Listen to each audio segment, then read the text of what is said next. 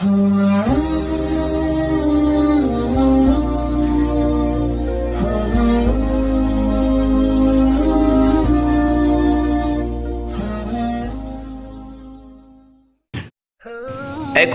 حضرت حسن بصری رحمۃ اللہ علیہ کے پاس حاضر ہوئی اور کہنے لگی، میری جوان بیٹی فوت ہو گئی ہے، میں چاہتی ہوں کہ اسے خواب میں دیکھ لوں، کوئی ایسی دعا بتلائیے جس سے میری مراد پوری ہو جائے۔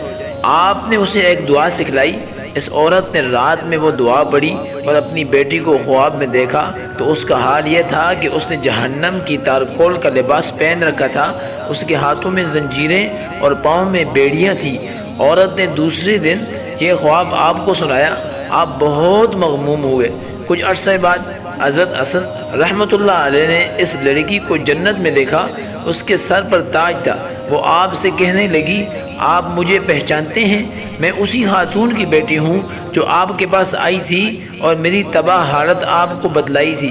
آپ نے اس سے پوچھا، تیری حالت میں یہ انقلاب کس طرح آیا ہے؟ لڑکی نے آگے سے جواب دیا، قبرستان کے قریب سے ایک صالح شخص گزرا اور اس نے حضور صلی اللہ علیہ وسلم پر درود بھیجا۔ اس کے درود پڑھنے کی برکت سے اللہ تعالی نے ہم 500 قبر والوں کے عذاب کو اٹھا لیا۔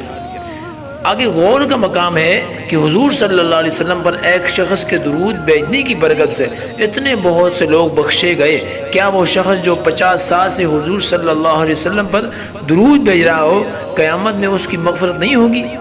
فرمان الہی ہے، وَلَا تَكُونُوا كَالَّذِينَ نَسُوا اللَّهَ، گناہ کرنے میں تم منافقوں کی طرح نہ بن جاؤ جنہوں نے اللہ کے احکامات کو چھوڑ دیا اور اس کے خلاف چلنے لگے، شہوات دنیا سے لطف اندوز ہونے لگے اور فریب کاری کی طرف مائل ہوئے۔